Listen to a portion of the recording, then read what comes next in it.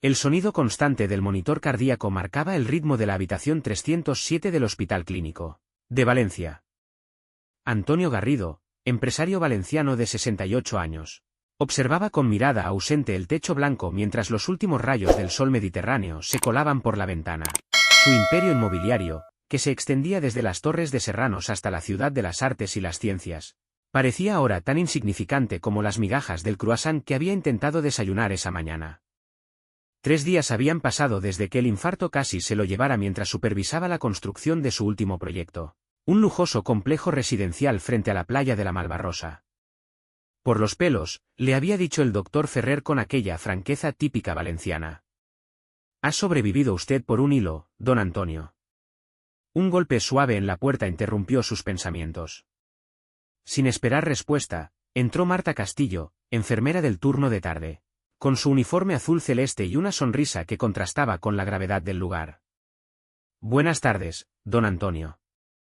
«¿Cómo se encuentra hoy?», preguntó mientras comprobaba el gotero de suero. Antonio la observó detenidamente.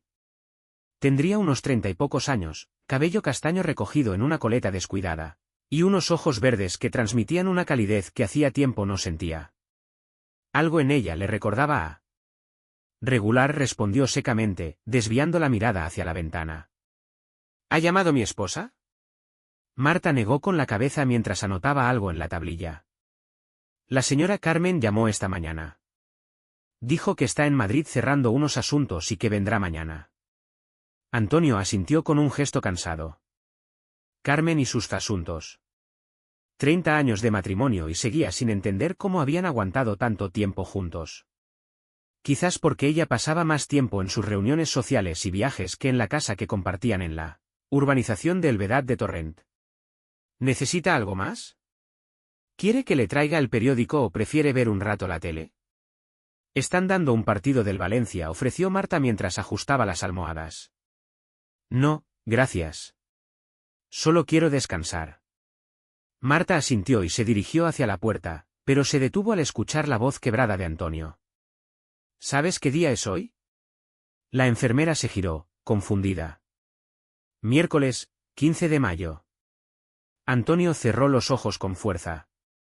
Hoy habría cumplido 38 años mi hija Claudia. La mañana siguiente, Marta encontró a Antonio con mejor semblante. Estaba sentado junto a la ventana, contemplando la actividad del hospital mientras sostenía un marco de plata entre sus manos. Al acercarse, Marta pudo ver la fotografía de una joven sonriente con el pelo oscuro y los mismos ojos color miel que Antonio. Es ella, ¿verdad? Su hija, comentó Marta mientras preparaba la medicación matutina. Antonio asintió lentamente, pasando su dedo pulgar por el cristal como queriendo acariciar a la persona de la imagen. Claudia era especial. Tenía esa capacidad de iluminar cualquier habitación en la que entraba, comenzó a contar Antonio con voz nostálgica. Estudiaba Historia del Arte en la Universidad de Valencia cuando ocurrió el accidente. Volvía de una excursión a Sagunto con unos compañeros. Su voz se quebró. Marta dejó lo que estaba haciendo y se sentó frente a él. No tiene que hablar de ello si no quiere. Han pasado 12 años y sigo sin poder aceptarlo, continuó Antonio ignorando la sugerencia. Iba a ser restauradora. ¿Tenía tanto talento? Pero un conductor borracho en la mayo del 21 lo cambió todo. Murió al instante. El silencio envolvió la habitación. Marta no sabía qué decir, así que simplemente colocó su mano sobre la de Antonio, que agradeció el gesto con una leve inclinación de cabeza. Mi esposa y yo, nunca supimos cómo gestionar el dolor. Carmen se refugió en sus compromisos sociales, en aparentar que todo iba bien. Yo me enterré en el trabajo, en construir más y más, como si los edificios pudieran llenar el vacío. Marta observó cómo el hombre que toda Valencia conocía por su imperio empresarial y su carácter implacable se desmoronaba frente a ella. No era el millonario reservado que aparecía ocasionalmente en las páginas de economía de las provincias, sino un padre destrozado por la pérdida. ¿Le ha hablado el doctor de la rehabilitación cardíaca?, preguntó Marta, intentando cambiar de tema. Antonio la miró como si acabara de despertar de un trance. ¿Sabes? Te pareces mucho a ella. No físicamente, pero hay algo en tu manera de hablar, en tu amabilidad. Marta sonrió, un poco incómoda pero halagada. Seguro que su hija era una persona maravillosa. Lo era, afirmó Antonio con convicción. Mi único remordimiento es que nunca le dije lo suficiente cuanto la quería. Siempre pensé que habría tiempo. Se detuvo y miró directamente a Marta con una expresión que mezclaba vergüenza y desesperación. Tengo que pedirte algo muy extraño, y entenderé si te niegas. Antonio respiró hondo antes de formular su petición. Por favor, solo por un día, ¿podrías fingir ser mi hija Claudia? Necesito sentir esa compañía una última vez. Marta se quedó paralizada, sin saber cómo responder. En sus 7 años trabajando en el clínico había tenido todo tipo de pacientes con peticiones peculiares, pero ninguna como esta. Don Antonio, no sé si eso sería apropiado, respondió con cautela. Lo sé, dijo él, agitando la mano como descartando sus propias palabras. Ha sido una tontería. Olvida lo que he dicho. Pero algo en la mirada derrotada de Antonio hizo mella en Marta. Recordó a su propio abuelo en sus últimos días en Denia, como anhelaba ver una vez más a su hermano fallecido en la guerra civil. No es una tontería, le aseguró Marta, sentándose en el borde de la cama. Es solo que, no quiero hacer algo que pueda perjudicarle emocionalmente. Los médicos dicen que necesito tranquilidad mental para recuperarme, explicó Antonio. Pero ¿cómo voy a estar tranquilo si siento que dejé tantas cosas sin decir? Si pudiera tener solo una conversación más. Marta observó el monitor cardíaco. La frecuencia de Antonio había aumentado ligeramente. ¿Qué le diría a Claudia si tuviera esa oportunidad?, preguntó con suavidad. Los ojos de Antonio se iluminaron por un momento. Le pediría perdón por haber estado tan absorto en mis negocios cuando ella crecía. Le contaría sobre los proyectos que he hecho en estos años, especialmente la restauración de edificios históricos en el Carmen que tanto le habría gustado. Le preguntaría si está orgullosa de su viejo padre. Marta asintió lentamente mientras tomaba una decisión que sabía podría costarle una amonestación si llegaba a oídos de supervisión. De acuerdo, dijo finalmente. Mañana tengo el día libre. Vendré por la tarde, y podemos tener esa conversación. La gratitud en el rostro de Antonio fue tan intensa que Marta tuvo que contener las lágrimas. Gracias, susurró él. No sabes lo que significa para mí. Cuando Marta salió de la habitación, se apoyó contra la pared del pasillo, preguntándose si había tomado la decisión correcta o si estaba alimentando una fantasía peligrosa. Pero algo dentro de ella le decía que ese hombre necesitaba cerrar una herida antes de poder sanar, y quizás ella podía ayudarle. Lo que ninguno de los dos sabía es que alguien más había escuchado su conversación. La tarde siguiente, Marta apareció en la habitación de Antonio vistiendo ropa casual, vaqueros, una blusa sencilla y el pelo suelto, muy diferente a su habitual uniforme. Antonio la recibió con una sonrisa nerviosa. «Has venido», dijo con voz emocionada. «Te lo prometí, papá», respondió Marta con cierta timidez, probando el término. Antonio cerró los ojos un momento, como si las palabras le hubieran golpeado físicamente. «¿Estás seguro de que quieres hacer esto?», preguntó Marta, dudando de nuevo. «Sí, por favor», asintió él. Marta se sentó junto a la cama y, tras un momento de vacilación, tomó la mano de Antonio. «Entonces, cuéntame. ¿Qué has estado haciendo todos estos años?». Lo que comenzó como un diálogo incómodo y artificial fue transformándose gradualmente en una conversación fluida. Antonio le habló de sus proyectos arquitectónicos, de cómo había preservado edificios históricos que a Claudia le hubieran fascinado. Marta escuchaba atentamente, haciendo preguntas ocasionales que mantenían vivo el diálogo. «¿Te acuerdas de aquellos veranos en Javea?», preguntó Antonio, con la mirada perdida en recuerdos. «Tú siempre querías explorar las calas más escondidas». Marta sonrió, dejándose llevar por la narrativa. «Y tú siempre te quejabas de la arena en todas partes», improvisó. Antonio soltó una carcajada genuina, quizás la primera en mucho tiempo. «Es verdad. Tu madre decía que era un gruñón». Tenía razón. Durante horas, compartieron anécdotas, algunas reales de la vida de Claudia, otras inventadas por Marta basándose en lo que Antonio le contaba. Comieron juntos un arroz a banda que Antonio había pedido especialmente al restaurante La Pepica, el favorito de su hija. Esto me recuerda a nuestras paellas de los domingos en la alquería, comentó Antonio mientras saboreaba el arroz. Las mejores del mundo, asintió Marta, siguiéndole la corriente. Cuando empezó a anochecer, Antonio sacó de la mesilla un pequeño estuche de terciopelo. Quería darte esto en tu cumpleaños, dijo, entregándoselo a Marta. Pero supongo que nunca es tarde. Marta abrió el estuche con manos temblorosas. Dentro había un delicado colgante de plata con un pequeño zafiro azul. Era de tu abuela, explicó Antonio. Siempre dijo que debía ser para ti. No puedo aceptarlo, susurró Marta, cerrando el estuche. Esto debe ser para la verdadera Claudia. Antonio negó con firmeza. Claudia ya no está, pero tú me has devuelto algo que creía perdido.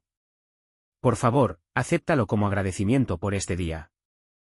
Antes de que Marta pudiera responder, la puerta de la habitación se abrió bruscamente. Carmen Garrido entró como una tormenta, seguida por un hombre de traje que llevaba un maletín. Vaya, vaya, dijo Carmen con voz gélida. La representación familiar está en pleno apogeo. Carmen Garrido era exactamente como las revistas de sociedad la retrataban, elegante, sofisticada y con esa frialdad calculadora que imponía respeto y temor a partes iguales. Su traje de chaqueta de Loewe y su pelo perfectamente teñido de rubio no mostraban ni un solo signo del supuesto viaje apresurado desde Madrid. Carmen, exclamó Antonio, sorprendido y visiblemente incómodo. No te esperaba hasta mañana. Evidentemente, respondió ella con sequedad, observando la escena, la comida compartida, el estuche de joyería abierto, las manos entrelazadas. Marta se levantó rápidamente, soltando la mano de Antonio. Señora Garrido, ¿puedo explicarle? No hace falta, querida, la interrumpió Carmen con falsa dulzura. He escuchado suficiente a través de la puerta. ¿Jugando a la familia feliz, no es así? ¡Qué conmovedor! El hombre que la acompañaba permanecía en silencio, observando la situación con expresión profesionalmente neutral.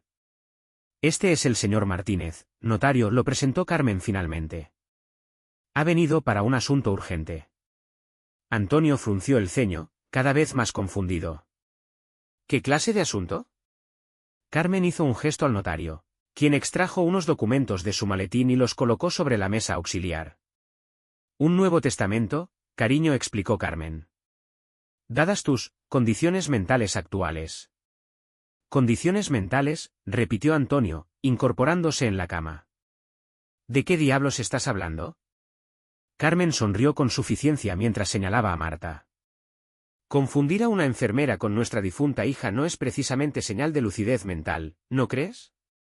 El doctor Ferrer ha estado muy preocupado por tu estado emocional. Esto es absurdo, protestó Antonio. Estoy perfectamente lúcido. No es lo que dice este informe psiquiátrico, contraatacó Carmen, mostrando otro documento. Depresión severa, episodios de confusión, posible inicio de demencia senil. Marta observaba horrorizada el intercambio. Carmen había planeado todo minuciosamente. Don Antonio no está confundido, intervino con voz firme. Yo accedí voluntariamente a ayudarle en un ejercicio terapéutico. Carmen soltó una risa seca. ¿Terapéutico? ¿Aceptar joyas familiares es parte de la terapia? ¡Qué conveniente! El notario carraspeó, visiblemente incómodo. Si me permiten, necesitaríamos proceder con la firma de estos documentos. He sido informado de la urgencia debido al estado de salud del señor Garrido. No voy a firmar nada, declaró Antonio. Carmen se acercó a la cama, inclinándose para susurrar al oído de su marido. Vas a firmar, querido. A menos que quieras que todo el mundo sepa cómo el gran Antonio Garrido ha perdido el juicio. ¿Qué crees que dirán tus socios cuando sepan que confundes a una enfermera con tu hija muerta? ¿Cuánto tardarán en apartarte de tus propias empresas? Antonio palideció. Su reputación lo era todo en el mundo de los negocios. ¿Qué dice exactamente ese testamento?, preguntó con voz débil. El notario comenzó a explicar las cláusulas. Antonio conservaría el usufructo de la vivienda familiar y una pensión mensual, pero todas sus propiedades, acciones y el control de las empresas pasarían inmediatamente a Carmen. Es por tu propio bien, insistió Carmen. Necesitas descansar y recuperarte sin preocupaciones. Mientras hablaba, Marta notó que el monitor cardíaco mostraba un aumento preocupante en las pulsaciones de Antonio. Sin embargo, antes de que pudiera intervenir, notó algo más. El pequeño dispositivo que había dejado grabando en su bolso desde que entró en la habitación. Una idea se formó en su mente. Señora Garrido, interrumpió Marta con voz tranquila pero firme. Creo que debería saber algo antes de continuar. Carmen la miró con desdén. ¿Y qué podría ser eso, querida?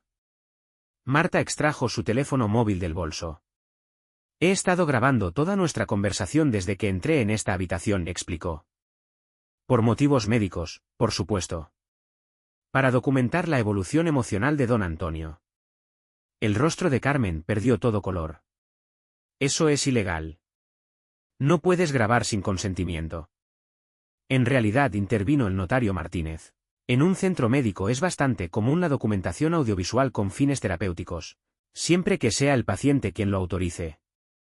Antonio miró a Marta con sorpresa, pero rápidamente comprendió su juego. Por supuesto que lo autoricé, confirmó. La señorita Castillo ha sido muy profesional documentando mi proceso de recuperación. Marta reprodujo un fragmento de la grabación donde se escuchaba claramente a Carmen amenazando a Antonio y admitiendo la falsedad del informe psiquiátrico. Esto es un ultraje, espetó Carmen. Dame ese teléfono ahora mismo. Me temo que no puedo hacer eso, respondió Marta con calma.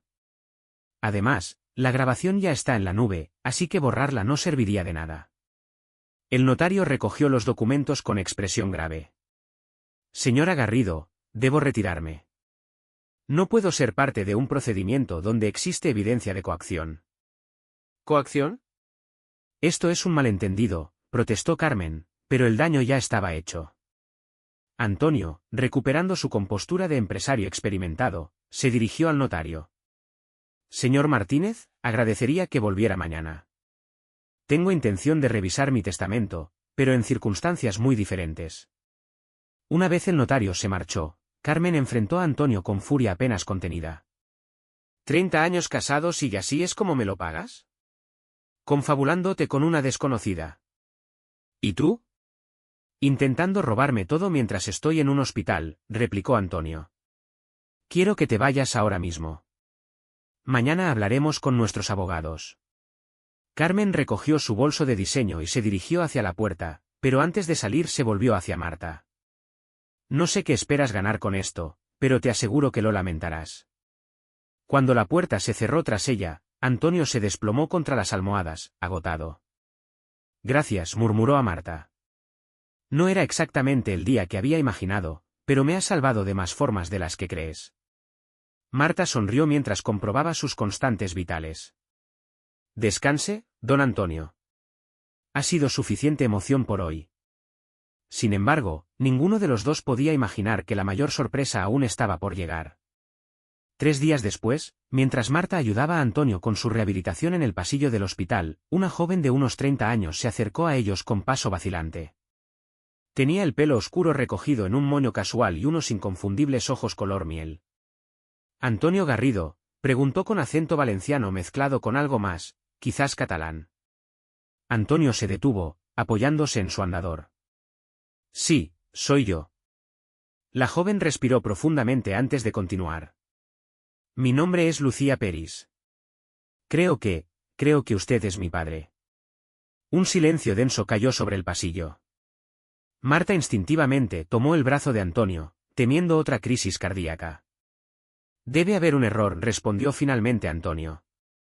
Mi única hija falleció hace años. Lucía asintió, como si esperara esa respuesta. Lo sé. He investigado sobre usted. Pero mi madre, Marisa Peris, me confesó antes de morir hace 3 meses que mi verdadero padre era Antonio Garrido, un empresario valenciano con quien tuvo una relación breve en Barcelona en 1990. Antonio palideció visiblemente.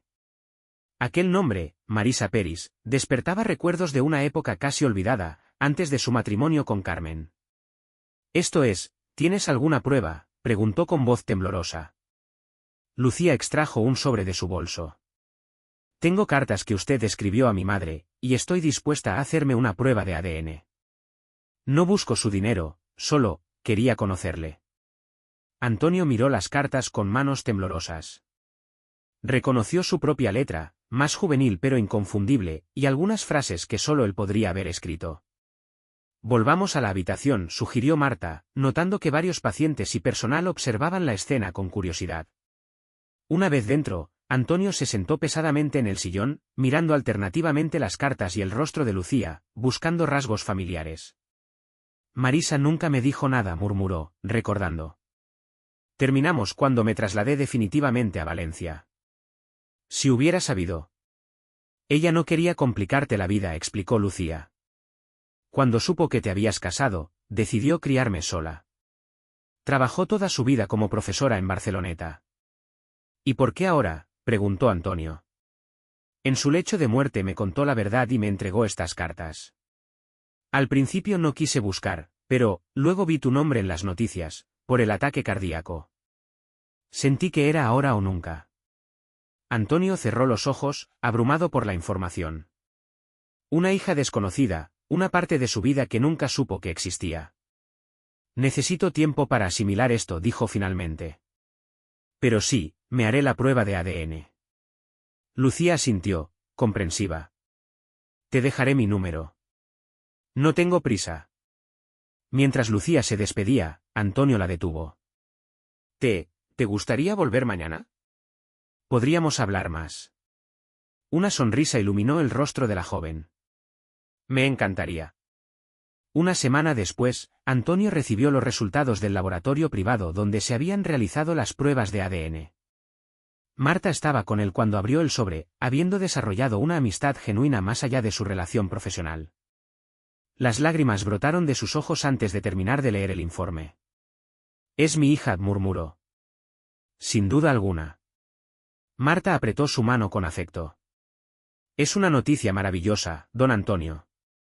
Durante 12 años he vivido en un duelo permanente, creyendo que había perdido toda posibilidad de ser padre de nuevo, reflexionó Antonio. Y ahora descubro que tengo una hija de 34 años a la que ni siquiera conozco. Cuando Lucía llegó esa tarde, la recibió con un abrazo torpe pero emotivo. Tenemos mucho tiempo que recuperar, le dijo. Durante los días siguientes, mientras Antonio seguía recuperándose en el hospital, Lucía lo visitaba diariamente. Aprendió que era arquitecta, como él había soñado ser en su juventud antes de dedicarse a la construcción, que estaba divorciada y tenía un hijo de 5 años llamado Marc. Me gustaría conocer a mi nieto, comentó Antonio, saboreando la palabra. Carmen, por su parte, había desaparecido de escena tras la confrontación, comunicándose únicamente a través de abogados que negociaban los términos de lo que parecía ser un inminente divorcio. Una tarde, mientras Lucía había salido a buscar café, Antonio le pidió a Marta que se sentara junto a él. He estado pensando mucho estos días, comenzó. Sobre la vida, las segundas oportunidades y lo realmente importante. Marta asintió, animándole a continuar. He modificado mi testamento, reveló Antonio. Carmen recibirá lo estipulado en nuestros acuerdos prenupciales, que ya es bastante generoso. Pero el grueso de mi patrimonio será dividido. Es normal que quiera dejarle todo a Lucía, comentó Marta. Después de todo, es su hija. Antonio sonrió.